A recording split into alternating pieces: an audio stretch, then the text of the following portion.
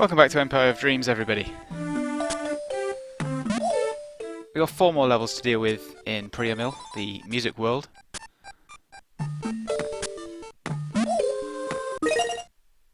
And this is going to be a much more interesting video than last time because we are introducing new stuff pretty much straight away.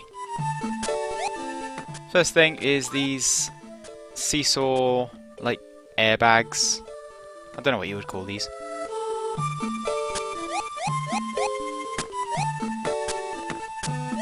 But it's basic principle. You stand on one side, the other side goes up.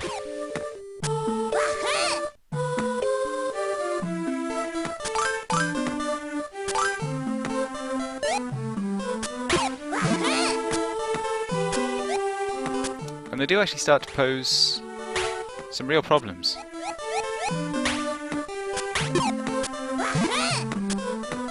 Especially when it comes to figuring out just exactly how you're supposed to use them to get to the next area. In some cases, one has to be all the way up compared to the other.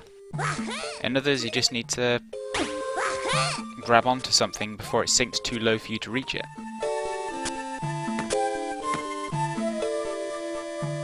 It's one of the better puzzle elements.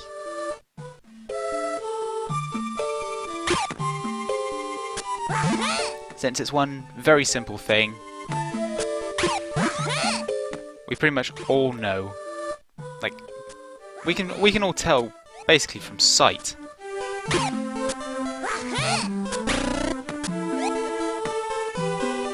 We can all tell pretty much from sight what those things, what it does.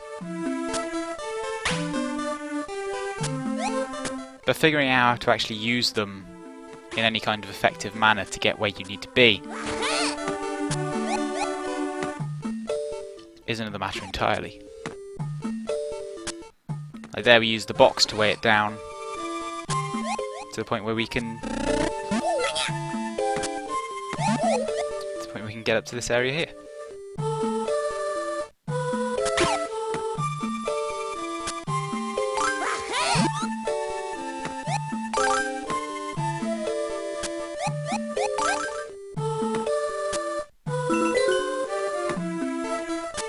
First key of the video. First of many, I assure you. This is a heavy key video.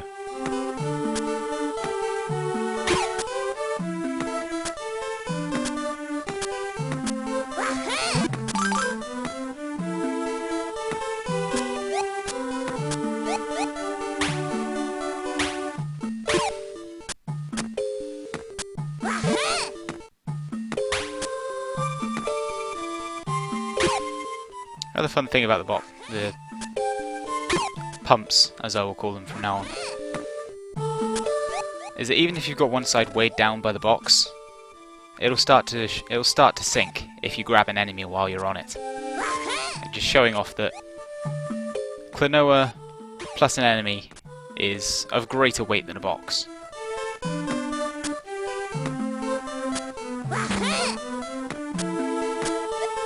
Now this one's a nice one.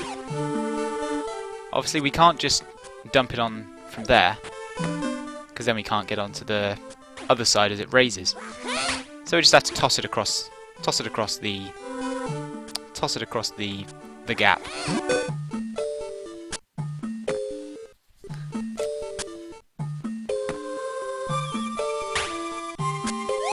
And while there have been a lot of areas in the game where it's been easier to just hop across the gap like that, I think that's actually the first area we've seen so far where it's actually been required.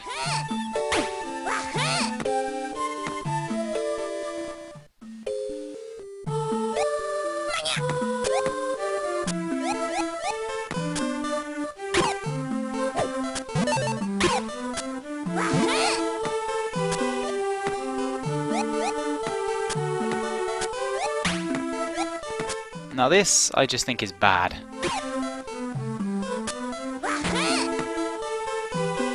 There's a box nearby, but we can't use it for the actual puzzle because we can't get it up that slope. So what we're supposed to be doing is holding this down here, using the flutter jump to get over to the other side, which will always work no matter what, no matter how high the... It's one of the nice little details of these. No matter how high the other side is, it will pretty much always sink down low enough for you to get on it with the flutter jump. And then it's just to hop on that moving platform to get the star. What I find wrong with that is that you can't see the actual platform as to where it is. And there's a very small window because you have to spend that time suspended in the air with the flutter jump before you can actually jump on the platform.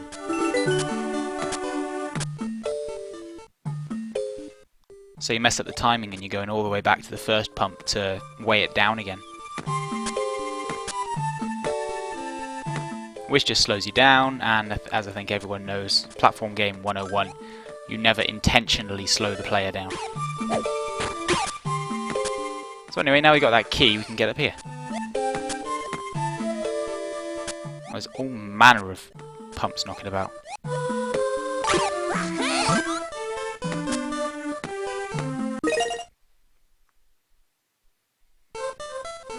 None of them are actually of any relevance though, because the last star is in this strange room, where we basically just use these switches to turn the room around.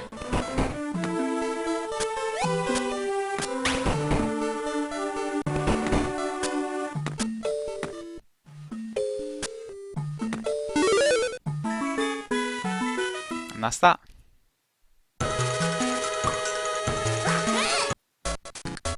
So now moving on to the auto-scroll level, and this one is hard.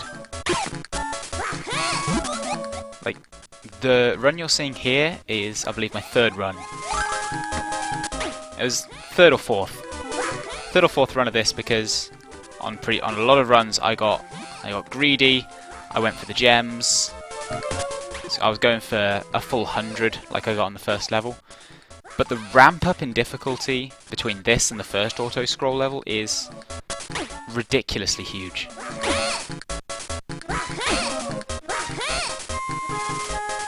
For starters, it's all scrolling, it's all upward scrolling. And if you played Sonic the Hedgehog on the Master System in the jungle levels, then you will have very unfond memories of auto scroll levels. Especially when they go vertically, because not being allowed to backtrack, not being allowed to mess up a jump is a major thing even when you know there's a platform beneath you. And this is the thing that the first auto scroll level didn't do. Like, you could quite happily hop off a platform if you knew there was a safe landing beneath you. However here, because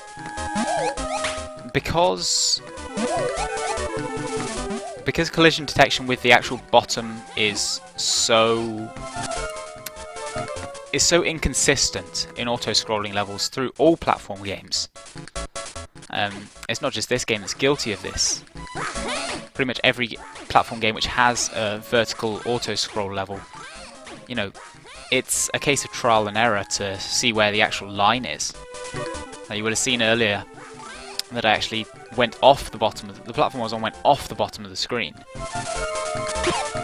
But it wasn't a death, whereas in the jungle level of Sonic 1 on the Master System, as I mentioned before, the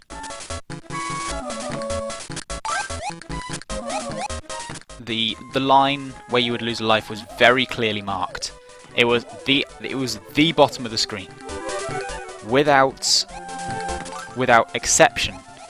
It was, if you touched the bottom of the screen, it was over. Whereas this, you've got that little cushion, and to some people that might be better, but really I don't think it is, because you don't get a proper sense, especially in a level like this where you're trying to figure out, do I have time to make that little detour to grab the extra life or the blue gem? Do I have that time? When you need to have a solid grasp of how much time you have to actually perform a task, a level like this where you don't really have a solid sense of where the limit is can really hurt, at least maybe not your progression through the level, but certainly how much you take out of it. But clearing that unlocks the boss, which we will deal with after this level.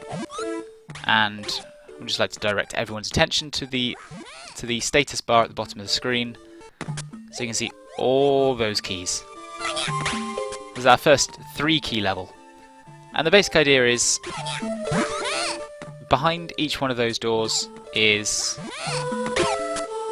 basically we need to go through all those doors in order. Each one has its own little obstacle course-like section, which will contain a star and eventually the exit. But first, obviously, we need to actually get a key.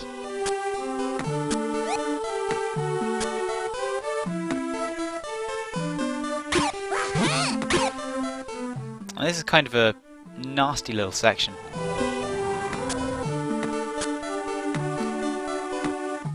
Like, it seems when you first drop down, after realising that you need to use an enemy to get across that gap, that it's a long way to take an enemy. Even though it's only like 3 or 4 jumps, and the spikies don't really get in the way too much, it can seem, at least at first glance, like a long way to take an enemy. So on the circle path,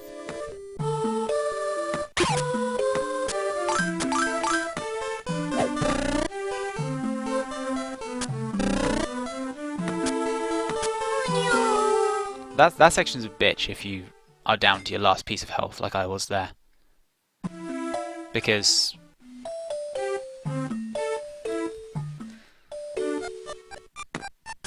that enemy is very, very hard to get past without taking any damage. The actual puzzle's simple, but it's not something you're going to see on your... It's not something you're going to see your first time past. Just because of what the screen can hold. Get over to the platform, throw the switch. The box opens the flippers, which I find very pleasing. And we can use that to weigh down the spiky. And just in case, we'll take the box with us.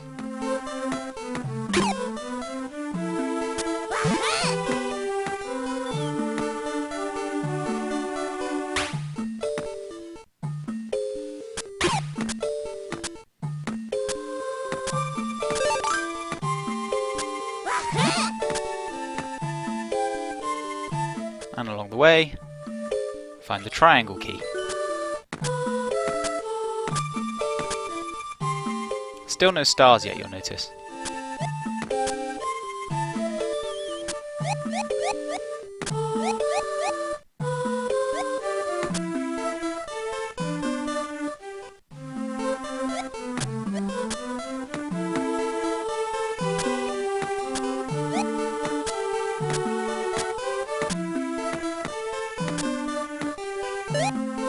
And now we're back out in the main area. And we have to go back into the circle path because we didn't get the star while we were here.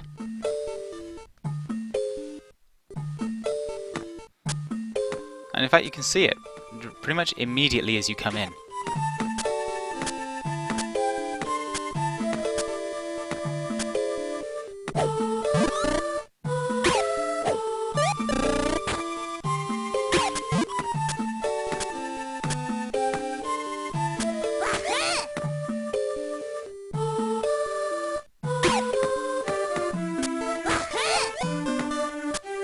More weighing down spiky action.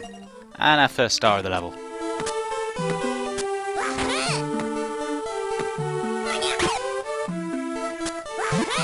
Pretty much every level path will lead back through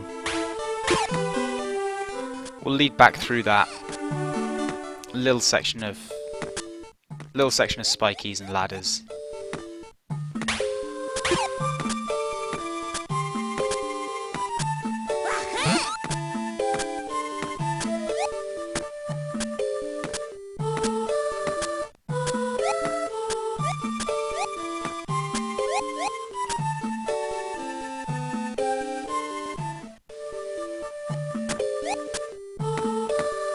every level leads back out into this little section. And eventually spits you out back at the start of the level, ready to take whatever key you grabbed to its relevant door. Start on the next path. Annoyingly, even though the circle key is on the ground floor, I have to go back up to the top to get to the triangle door.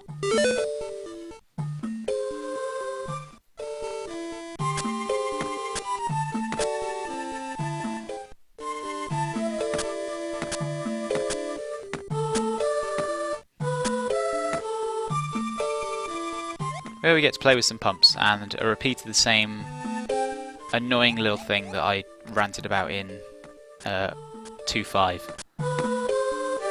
The fact that we have to time this so precisely and yet can't see the platform we need to get on.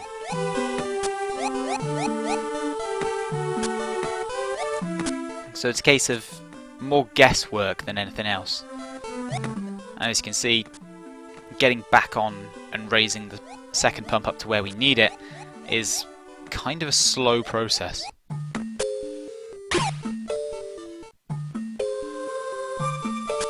No frustrations there though, this is just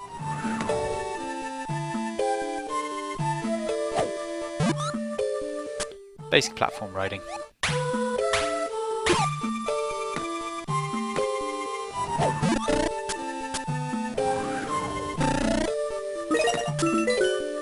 And no confusion about where we're going there.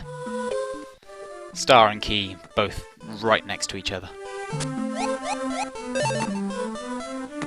Pick up some much needed health and back through the corridor of spikies, losing said health almost immediately.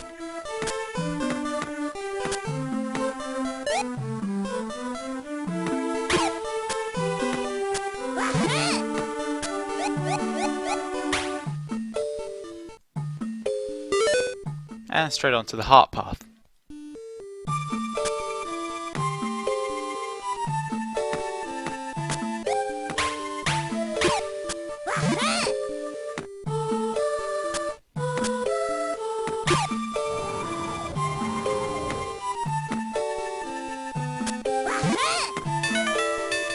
Getting the star, very easy. It's just sitting there in an area that you're going to be passing through anyway. The real challenge of this path is just getting to the door. And to get to the door, we need to grab this box. And obviously, the box doesn't stop after we've thrown it until it hits something, which will be this thing, this kind of section here.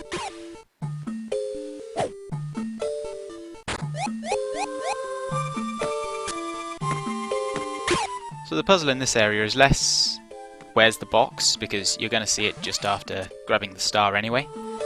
It's how do you get the box down? And that's where the spiky comes in. Toss the box at the spiky and it'll just drop. And we can use it to weigh down that air vent and lose a life.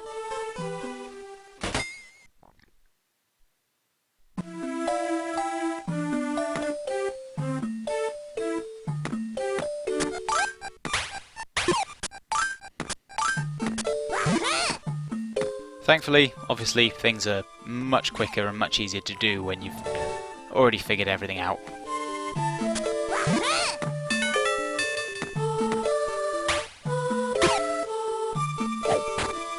So grab the star, grab the box, toss it over the wind vent.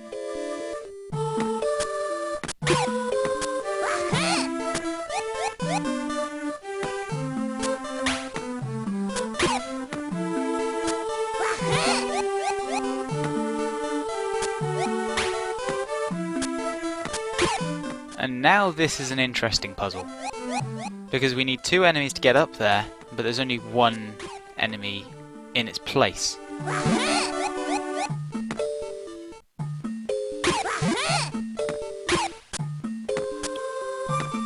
And this is kind of compartmentalizing things, because If you've ever played Portal, and especially the developer commentary, you'll hear them talking about when you transition to a new room, the player just assumes you don't need anything from previous areas. That's something this game doesn't really do. Like, that's telling you you need to go back and grab the enemy. And it's something that's not immediately obvious because it's not something you think as a gamer. You've moved into what is clearly another area. You must be able to complete the puzzle with the resources provided to you in that area. But anyway, the boss, Muzika. And actually, kind of a difficult boss.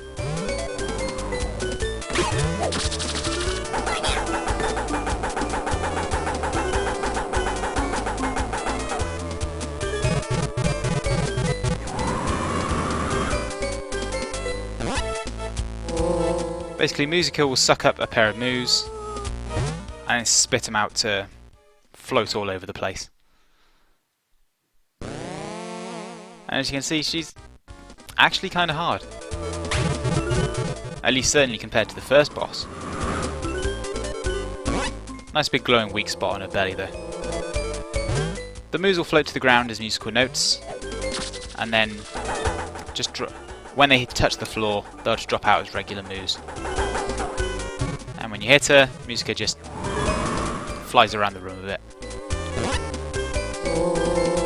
Fairly easy to dodge, but the key to the whole boss is those wind jets, because without them, you don't have the height to actually score any kind of hit on Muzika.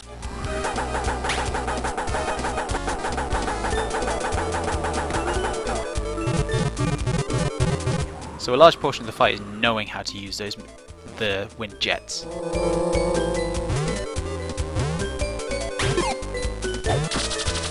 And not getting sucked into them to the point where it's going to cause you to take a hit.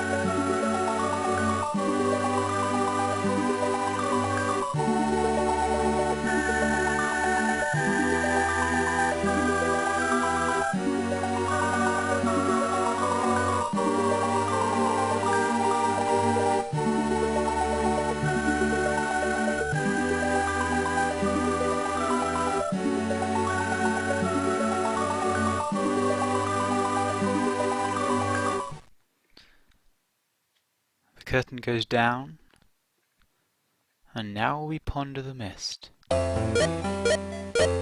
That's it for now. Next time, we'll be getting started in Geobob. Bye bye.